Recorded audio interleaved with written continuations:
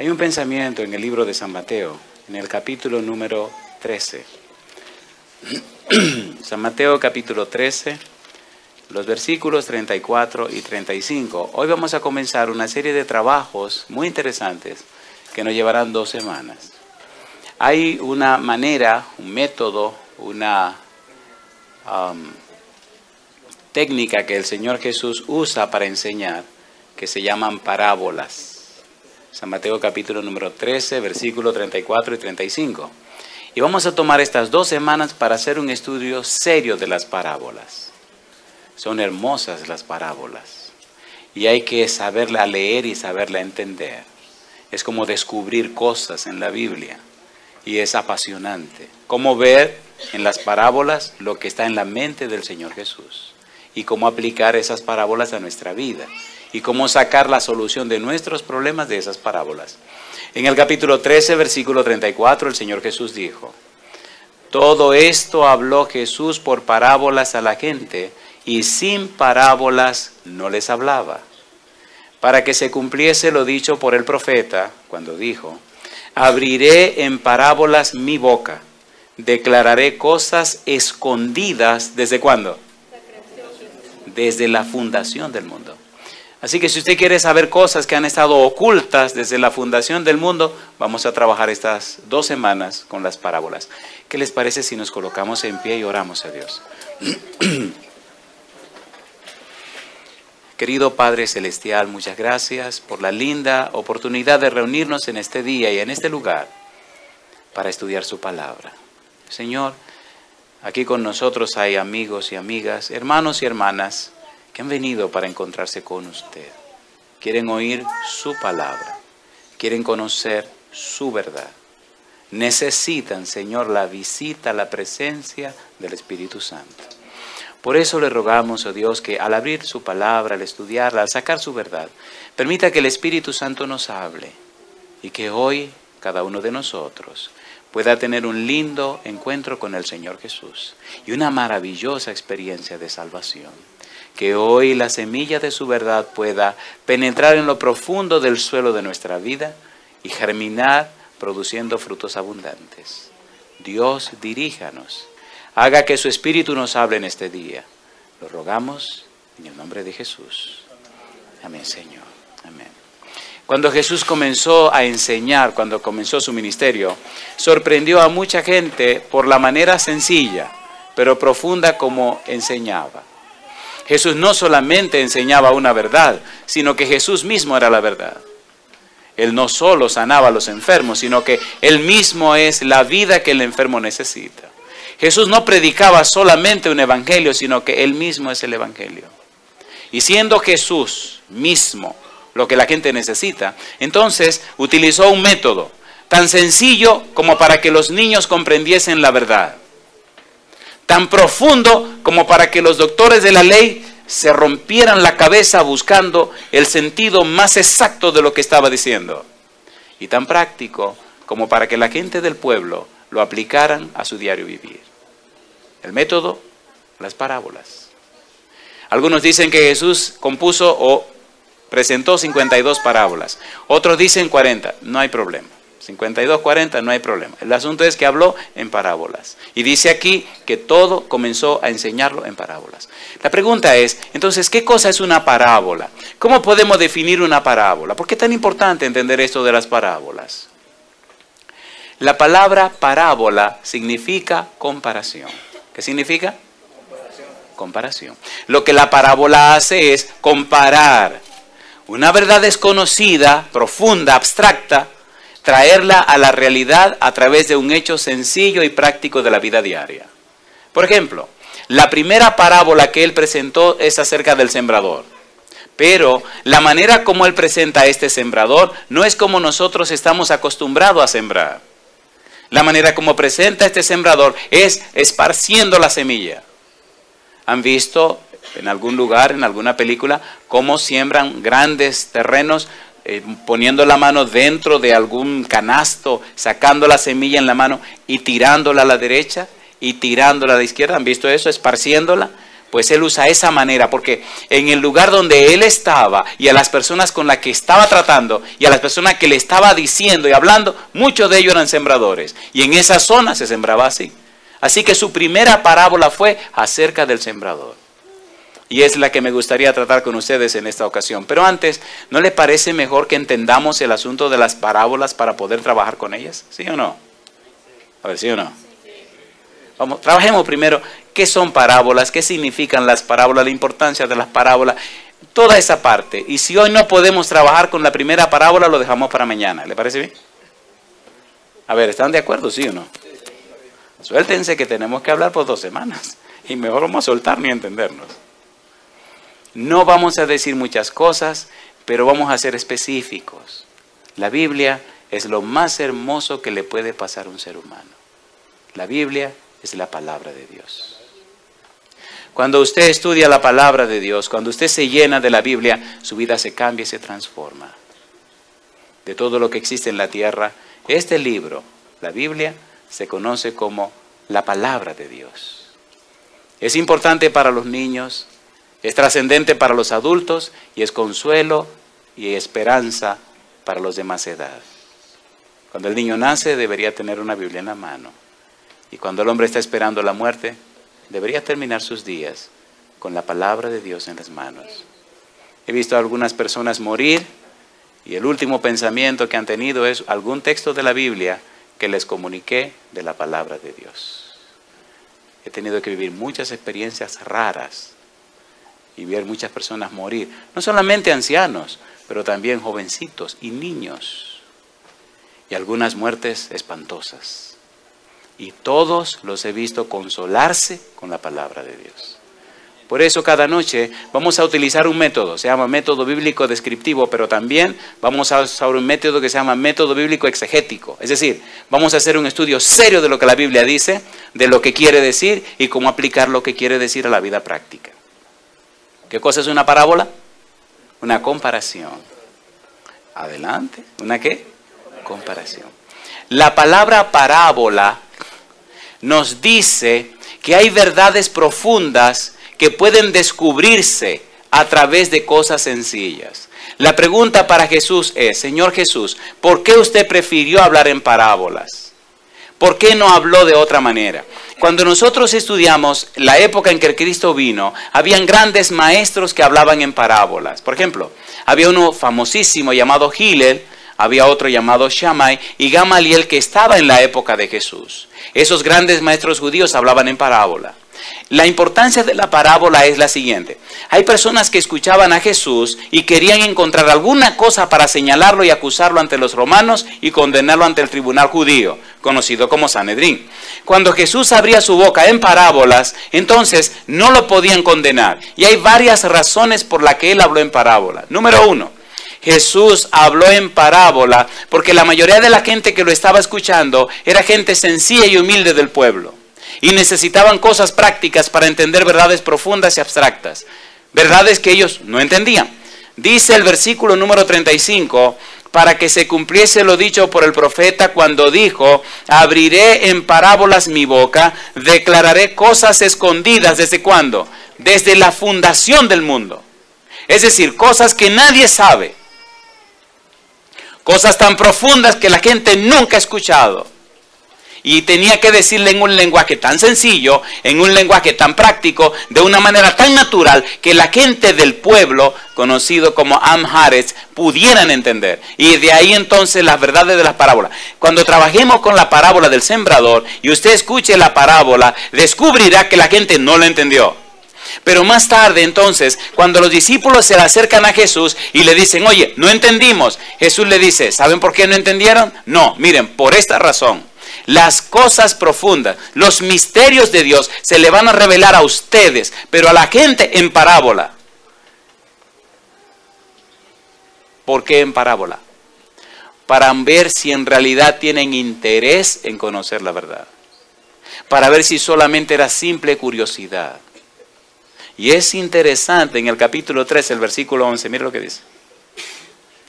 Él respondiendo les dijo, porque a vosotros os es dado saber los misterios del reino de los cielos, mas a ellos no les es dado. Estas 2 semanas usted va a conocer los misterios del reino de los cielos. Estas 2 semanas usted va a descubrir cosas en la Biblia que están veladas o escondidas para mucha gente que no ha estudiado las parábolas. Esta semana va a entender muchas cosas que usted ha leído en la Biblia y no ha entendido. La vamos a estudiar, por lo menos son 14 días, vamos a estudiar 14 parábolas. Y creo que son suficientes para comenzar. Pero recuerde que son cosas que estuvieron como escondidas. ¿Desde cuándo? Desde la eternidad. Ahora Jesús de parábolas. Número 1. Número 2. Jesús hablaba en parábolas porque los maestros de su época usaban las parábolas en la escuela, en la sinagoga. Era una técnica que usaban los maestros. Número 3. Jesús usaba parábolas porque la gente común, la gente de la tierra, afanada en el quehacer diario, cuando veía a un sembrador, o cuando veía a un pescador, o cuando veía una oveja, recordaba la parábola que Jesús le dijo y asociaba una verdad espiritual profunda con un hecho práctico. Por eso hablaba en parábola. Y número 4, hablaba en parábola porque el profeta decía que el Mesías abriría su boca en parábola. Y la quinta y la última y la más importante es que los escribas y fariseos lo querían condenar. Y como él hablaba en parábola, usted no podía usar una parábola en un tribunal para condenar a una persona. Porque la parábola usted podía interpretarla. Lo interesante de las parábolas de Jesús es que eran tan claras, tan específicas, eran tan al punto que la gente sabía y entendía lo que él quería decir.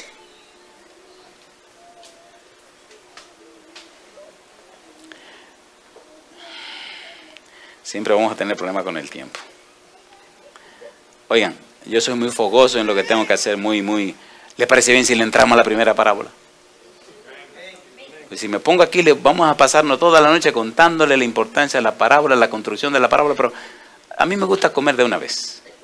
¿Qué le parece? Es que la comida está sabrosa, que la comida es buena, que es nutritiva, está bien, pero póngame el plato, vamos a empezar a comer. ¿Qué le parece si ponemos el plato? ¿Arrancamos con la primera parábola? ¿Están de acuerdo, sí o no? Suéltense, vamos a hablar cada noche, así que no se crean, vamos a entendernos. Vamos a orar otra vez y vamos a arrancar con la primera parábola. ¿Podemos estar en pie? Si los llevo muy a prisa, no se me quejen. Es que voy a tener que luchar contra el reloj. Oramos. Señor querido, estamos preparados, listos y dispuestos para escuchar su palabra. Permita que el Espíritu Santo venga ahora y nos hable. Queremos saber más de las parábolas, queremos entender el mensaje de Jesús para nosotros esta noche. Dios santo y querido, permita que su Espíritu Santo hable a cada corazón presente. Que no sean palabras más, pero sí principios de vida para la vida eterna. Diríjanos, Señor. Lo pedimos en el nombre santo de Jesús. Amén. Mateo capítulo 13, versículo 1. Vamos a trabajar con la primera parábola que Jesús presentó. Y es curioso, en esta parábola están representados todos los seres humanos. Y sería bueno al final saber a qué grupo pertenece usted. Ahora no sabemos, pero al final sí lo vamos a saber. Capítulo 13, versículo 1, dice el versículo 1. Aquel día salió Jesús de la casa y se sentó junto al mar. Y se le juntó mucha gente y entrando él en la barca se sentó y toda la gente estaba en la playa. ¿Dónde estaban ellos? En la playa. Él estaba sentado ¿dónde? En la barca. Y la gente estaba en la playa. Mucha gente. Ahora está esperando que le enseñe, que empiece a predicarle. Y entonces dice la Biblia, y les habló muchas cosas por parábolas, diciendo, he aquí, el sembrador salió a sembrar. Y mientras sembraba, parte de la semilla cayó junto al camino. Y vinieron las aves y la comieron. ¿Dónde cayó la primera semilla? Junto al camino. ¿Y qué hicieron las aves? La comieron. Parte cayó en pedregales, donde no había mucha tierra, y brotó pronto, porque no tenía profundidad de tierra. Pero salido el sol, ¿qué pasó? Se quemó, y porque no tenía raíz, ¿qué le pasó? La primera cayó ¿dónde? ¿Junto a qué? Al camino. ¿Quién se la comió? La segunda cayó ¿dónde? Pedregales. ¿Y qué le pasó a la semillita? Germinó pronto. ¿Y qué pasó entonces con esa plantita que germinó? ¿Qué le pasó? ¿Por qué se secó pronto? Por el sol, y no tenía raíz, así que el sol la acabó. Pregunto, ¿están hablando de dos tipos de terrenos diferentes, sí o no? ¿Pero es la misma semilla, sí o no? ¿Pero son los mismos resultados, sí o no? ¿Se dañaron? ¿Se perdieron? Una se la comieron las aves y otra se secó. ¿Cierto o falso? Número 3. Y parte cayó entre espinos, y los espinos crecieron y la ahogaron. Tercer terreno, ¿cuál era? Los espinos. ¿Y qué pasó con los espinos? La ahogaron. ¿Cuántos terrenos van? ¿Verdad que fracasó la semillita en cada terreno? ¿Sí o no? Pero falta un cuarto terreno. Dice el siguiente: pero parte cayó en buena tierra y dio fruto, cual a 100, cual a 60 y cual a 30 por uno. El que tiene oídos para oír, ¿qué cosa? Oiga. ¿Ya terminó? Cuando Jesús presentó la parábola y ya terminó ahí, la gente se quedó mirando, ¿y ahora qué? ¿Y ya terminó? Los discípulos se miraron y dijeron, bueno, ¿y qué? ¿Y ahora qué? Porque aquí todo el mundo sabe que se siembra. ¿Recuerdan lo que dijimos al principio? Verdades profundas enseñadas en una forma sencilla. ¿Se acuerdan o no se acuerdan? ¿Verdad que son cosas escondidas desde antes de la fundación del mundo? ¿Sí o no? ¿Qué les parece si le preguntamos a Jesús qué fue lo que quiso decir? A ver, ¿le preguntamos o no le preguntamos? Porque si yo empiezo a interpretar, usted diría, ¿qué le pasa a este pastor? ¿Él cree eso así? ¿Y si yo lo quiero creer de otra manera? ¿Sí o no? ¿Sí o no? Ay, ¿por qué tengo yo que creer como el pastor diga?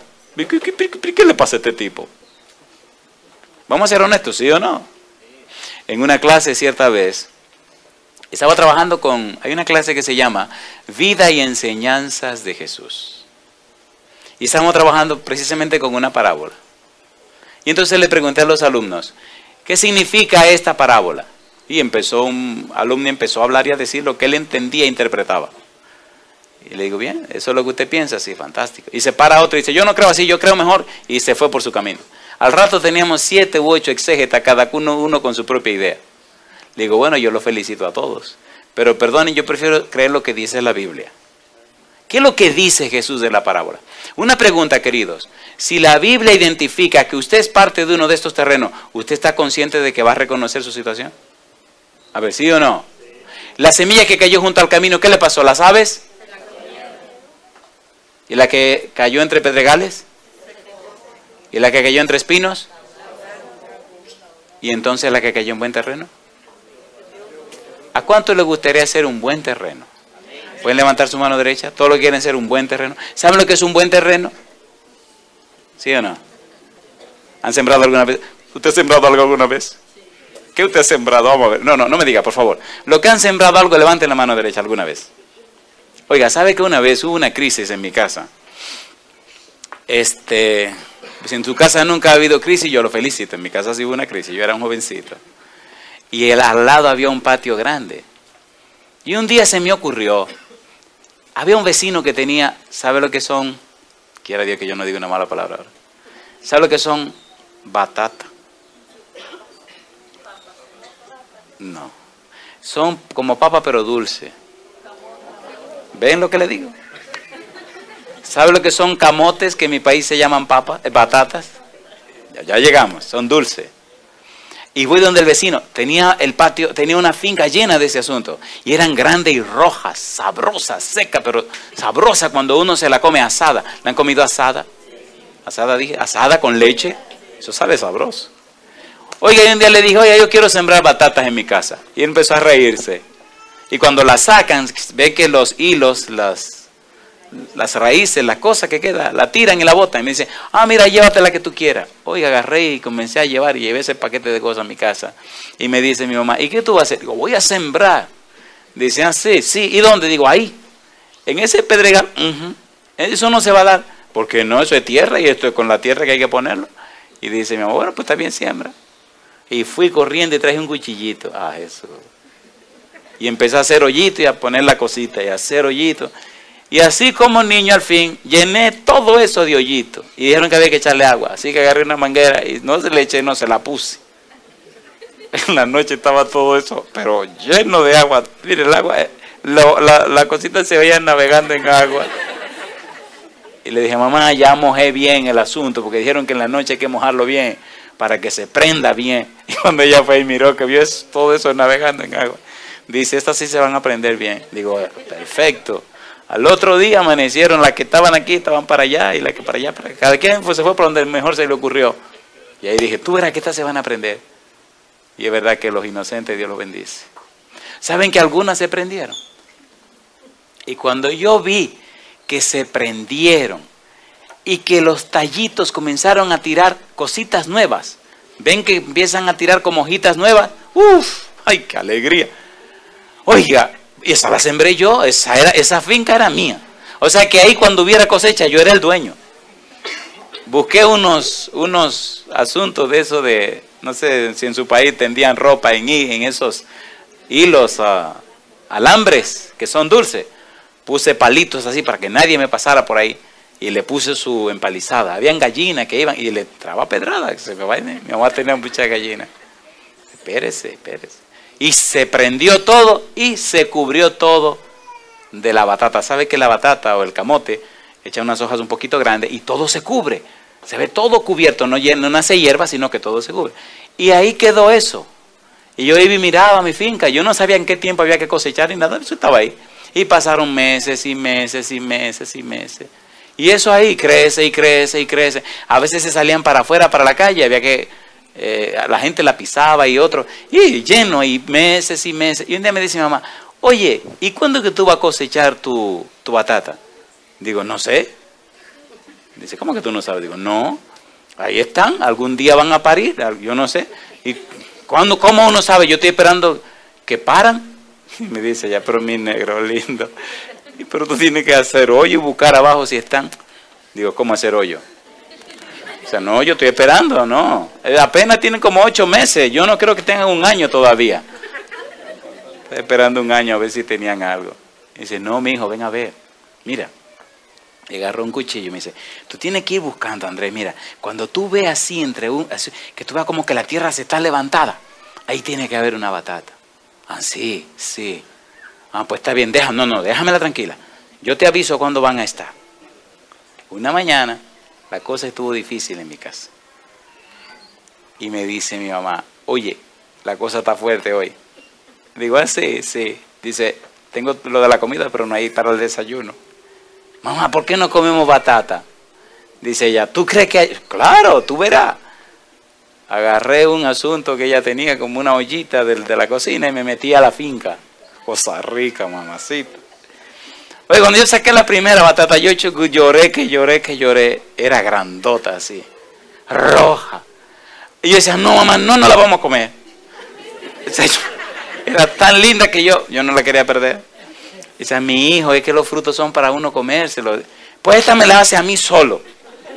Dice, no, sigue buscando, que si hay una como esa tiene que haber más. Y empecé a sacar hasta que se llenó la ollita. Y entonces me dice, no, ahora saca para la vecina. Ninguna vecina. No. Ninguna vecina. No.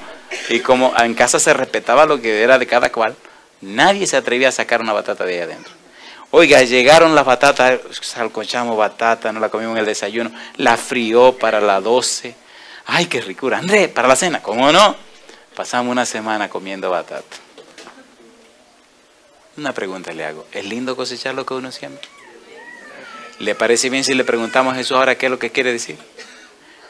Seguro que usted no se va a ofender si queda en uno de estos grupos, de estos terrenos. Capítulo 13, versículo 18. Los discípulos no entendieron la parábola y posiblemente nosotros tampoco. Pero dice Jesús, versículo 18, oíd pues vosotros la parábola del sembrador. Cuando alguno oye la palabra del reino y no la entiende, viene el malo y arrebata lo que fue sembrado en su corazón. Este es el que fue sembrado junto al camino. ¿Qué pasó con la semilla que cayó junto al camino? ¿Qué hicieron las aves? ¿A quiénes representan esos? Dice Jesús, a las personas que escuchan la palabra de Dios, no la entienden y el enemigo viene y se la quita. Mi pregunta entonces, ¿estaba hablando Jesús de semilla y de terreno y de aves? No, estaba hablando de seres humanos. ¿Sí o no? ¿Quién está explicando la parábola? Jesús. ¿Quién es el que sabe lo que quiso decir Jesús? ¿Quién es que entiende lo que está diciendo el Señor Jesús? ¿Hay o no hay personas que escuchan la palabra de Dios, no la entienden y se van y no muestran ningún interés? ¿Sí o no? ¿Sí o no? Entonces ahí hay un terreno representado. Es posible que esta noche, Dios nos libre, haya alguna persona que escuche la palabra y como que no la entienda y posiblemente ya no vuelva. Pero vamos a hacer claro usted y yo esta noche. ¿La está entendiendo o no la está entendiendo? ¿Sí o no? A ver, ¿sí o no? ¿Cuántos terrenos son? ¿Y cuál es el primero? Cuando la semilla cae junto al camino. ¿Y a quién representa eso? A las personas que oyen la palabra de Dios, no la entienden y se van y el enemigo se la quita. ¿No es lo que está diciendo Jesús? Que usted no sea ese tipo de terreno. Porque ese tipo de gente se pierde. ¿Seguimos? ¿Vamos con el segundo? ¿Ustedes son curiosos? Tengan cuidado que la curiosidad es peligrosa. Número 2. Versículo 20. Y el que fue sembrado en pedregales, este es el que oye la palabra y al momento la recibe con gozo, pero no tiene raíz en sí, sino que es de corta duración, pues al venir la aflicción o la persecución por causa de la palabra, luego ¿qué cosa? Tropieza. Hay gente que dice, wow, qué maravilloso, qué precioso. Oye, y llegan a la casa maravillados. Oye, ¿sabe que hoy entendí la Biblia y me predicaron acerca de esto y lo comprendí? Y entonces le dicen los familiares, ¿y qué es lo que te pasa a ti? ¿Qué es lo que te pasa a ti? Y vienen los problemas. ¿Y qué hacen? Descuidan lo que aprendieron de la palabra de Dios para estar en paz en su casa y con su familia. ¿Ocurre eso o no ocurre? ¿Sí o no? ¿Sí o no? Que no le ocurra a usted, porque ese tipo de gente se pierde. Luego lo voy a contar en algún momento de la semana, cuando recibí esta palabra, cuando la entendí y llegué a casa eufórico, feliz y contento, la doña me dijo, mi mamá, amiguito, póngase claro, porque si sigue en eso, se va a tener que ir de la casa. Yo tenía que hacer una decisión, o seguía al Señor o me iba de la casa.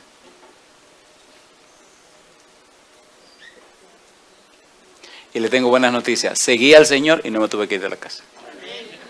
Porque Dios es todopoderoso. Y no hay una sola persona que decida seguir al Señor que no pase por una prueba. ¿Sí o no? ¿Sí o no? No me digan a mí que ninguno de los que están aquí, que son cristianos, que caminan con el Señor, no pasaron alguna prueba. Y si usted no la ha pasado, querido, arréglese, que la suya viene. Siempre el que sigue al Señor tiene que pasar alguna prueba. Número 3. El que fue sembrado entre espinos, este es el que oye la palabra. Pero el afán de este siglo y el engaño de las riquezas ahogan la palabra y se hace infructuosa. ¿Hay o no hay personas así? El señor Almonte ha contado la historia, cómo se dejó engañar por el enemigo. Queriendo ser rico, millonario y tener muchas posesiones, dejó a un lado la palabra de Dios y se dedicó a hacerse rico, se hizo millonario, tenía mucho ganado, tenía mucho terreno, tenía mucho todo. Y apenas 55 años, los 2 riñones se le dañaron. No consiguió una persona compatible, no consiguió un riñón y entonces muchas diálisis destruyeron su vida y al final lo conocí en una clínica en mi país, Clínica Corominas. Y lo conocí para ungirlo y para que se muriera. Millonario, de todo lo que necesitaba. Y con lágrimas en los ojos me preguntó, ¿y usted cree que Dios me puede perdonar? Cuando yo tenía 17 años oí de la palabra de Dios. Cuando era un jovencito conocí a Dios. Y dije que no, en ese momento no. Porque era muy joven, tenía toda mi vida por delante. Yo quería ser rico, yo quería tener dinero. Y gané dinero y me hice rico y tengo de todo y ahora me estoy muriendo. Le dije, ay amigo mío, usted no fue muy sabio ni muy inteligente. Y entonces con lágrimas me preguntaba, ¿y Dios me puede perdonar? Claro que sí. ¿Y Dios me puede aceptar así? Claro que sí. Y yo me estoy muriendo, hoy mismo voy a morir, míreme las manos, tenía las manos negras, porque ya todo el cuerpo se le estaba llenando de toxinas. estaba en el cuidado intensivo de ese hospital. Y afuera estaba su esposa con sus hijos peleándose por los bienes que él tenía. Y le tuve que cerrar los ojos al señor Almonte. Se murió. 55 años. Pero espérese, se murió millonario, se murió rico. Pero no le echaron ni un centavo a la caja. Todo el dinero se quedó. Seamos sinceros, ¿verdad que el afán de tener posesiones y ser ricos muchas veces nos lleva a separarnos de Dios y a rechazar a Dios? Vamos a ser sinceros, ¿sí o no? Y a afanarnos en las cosas de Dios. He hablado con personas muy ricas que tienen sus oficinas en esos rascacielos, piso 80, piso 90, piso 120. Son cosas, son locuras. Y allá arriba esas oficinas con esos cristales y así. Entonces, ¿han visto saben lo que son los pavos reales? Algunos le llaman pajuil. ¿Ha visto que el pavo real levanta sus alas atrás y son preciosas? ¿La han visto? ¿A qué no me dicen por qué el pavo real cuando levanta las alas así de repente la tira para abajo? ¿A qué no me dicen? Porque ¿se ve qué es lo que se ve? Se ve los pies, son feísimos. Y desde que él es así que mira para abajo y se ve los pies, se le van las alas para abajo. Y a esta gente en esos rascacielos se miran sus patas, se miran sus pies.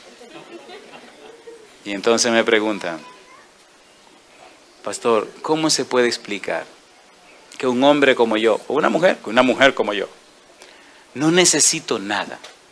Tengo de todo. Tengo salud, tengo dinero, tengo fama, pero hay algo en mi corazón que no sé qué es. Siento un vacío tan profundo en mi corazón que nada lo puede llenar. Y entonces me sonrío. Le digo, déjeme hacerle la pregunta al revés. Dice, ¿cómo no? Le digo, yo no sé qué es. Que yo no tengo dinero, no tengo casa, no tengo fama, ni carro del año, ni nada de esa bobería. Y tengo un gozo y una alegría en mi corazón que nada me lo puede quitar. Dice, ¿cómo así? ¿A usted le pasa al revés? Digo, Y ahí comenzamos a hablar de la semilla del Evangelio. Hasta que el hombre no se encuentra con Dios, su vida no tiene sentido. Quien le da sentido a la vida del hombre es Dios. Cuarto terreno. Dice el versículo número 23.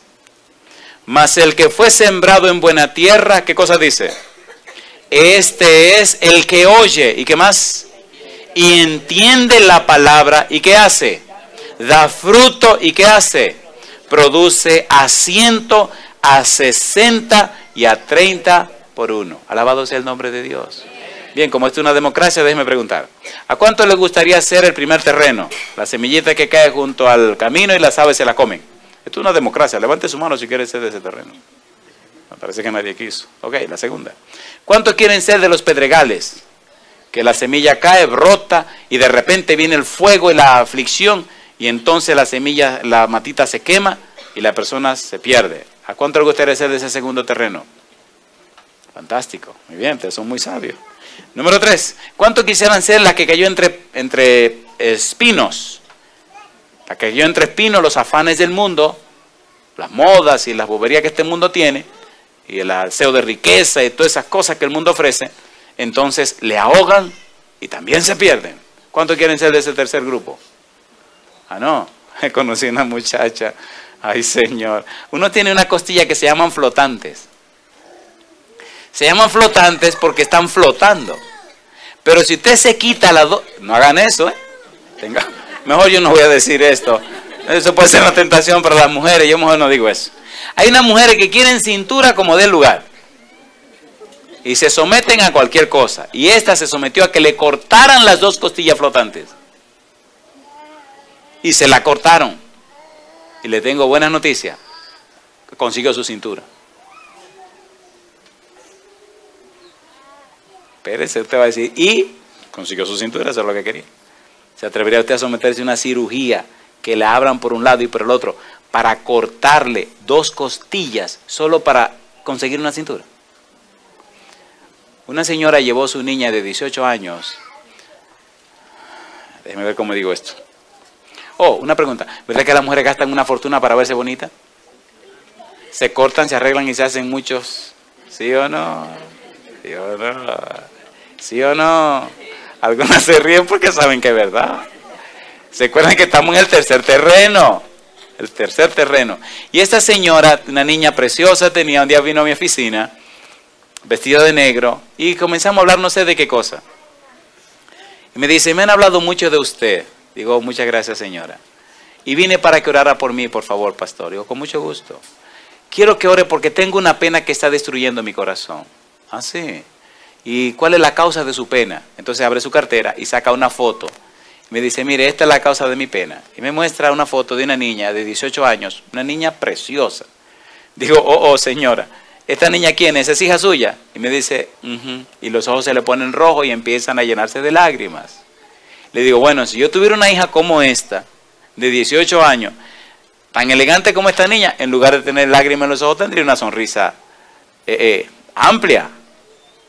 Y dice, ese es el problema. Digo, ¿qué? ¿Tener una hija hermosa? Dice, no, pastor. El error que yo cometí. ¿Y cuál fue el error? Arruga en la espalda. Es una niña que nunca tuvo novio y se acomplejó por la verruguita que tenía en la espalda. Toda la vida vivía acomplejada por esa verruguita. Y no se quería poner traje de baño, ni nada, ni ropa escotada para que no le vieran la verruguita que tenía en la espalda. Y me convenció de que la trajera a este país para hacer una cirugía y quitarle la verruguita.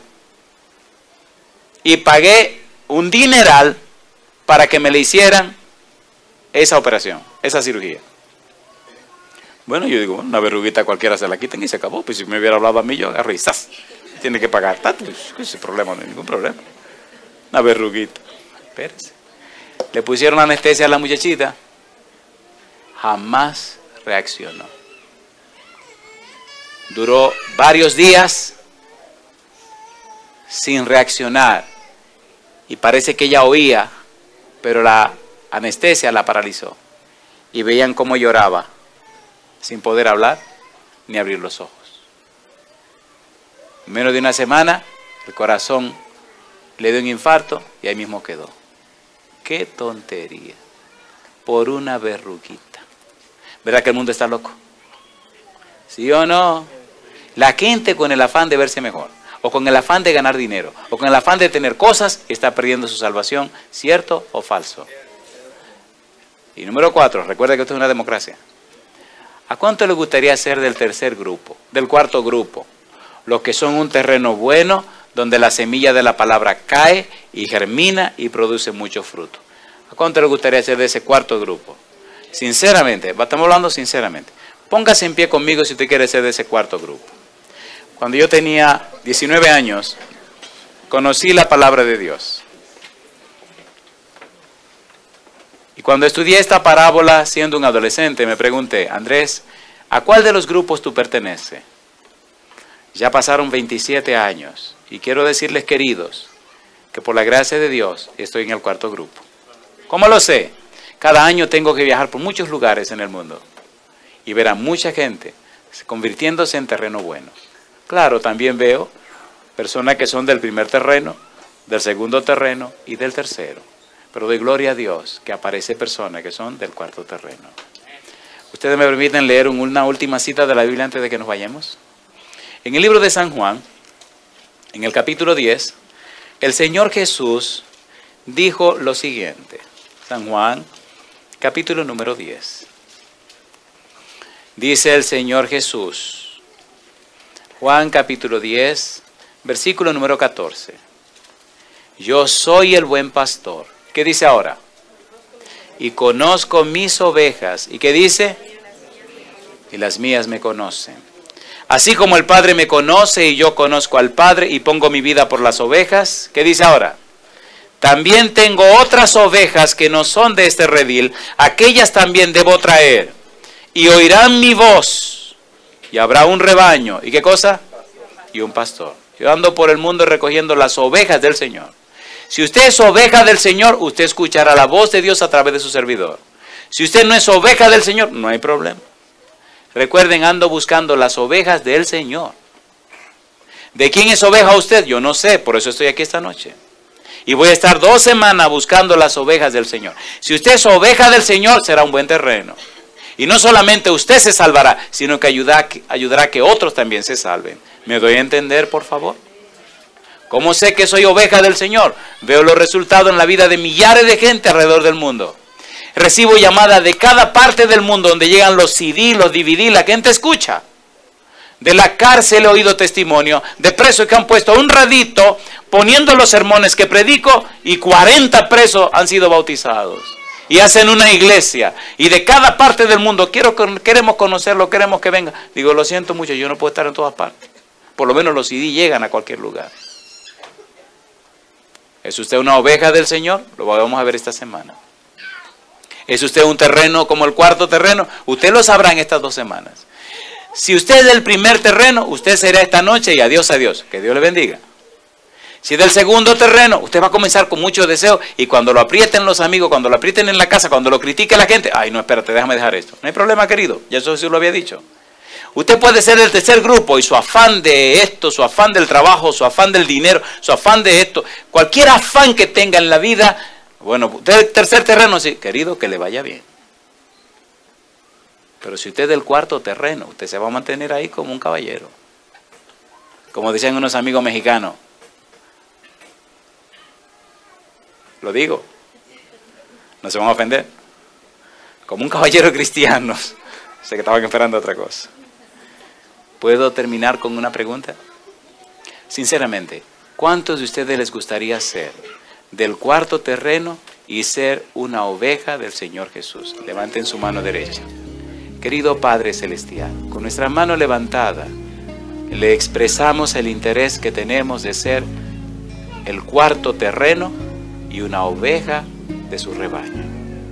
Ahora acompáñenos de regreso al hogar y cuídenos, Señor. Permita que su Espíritu Santo descienda sobre nosotros y nos habilite, nos prepare, nos capacite para escuchar y entender su palabra y ponerla en práctica. Señor, si esta noche ha venido alguna persona enferma, si entre nosotros hay alguna persona angustiada o necesitada, rogamos, Dios, que no se vaya de este lugar sin su bendición. Si en cualquier parte del mundo algún amigo o amiga, hermano o hermana nos escucha o nos ve en esta ocasión, rogamos, Dios, que sus necesidades sean atendidas también, pero que ellos también sean del cuarto terreno. Gracias por escucharnos, Señor, y llévenos en paz de vuelta al hogar. Lo pedimos en el nombre de Jesús. Amén, Señor. Se pueden sentar, que Dios les bendiga. Feliz noche. Hasta mañana.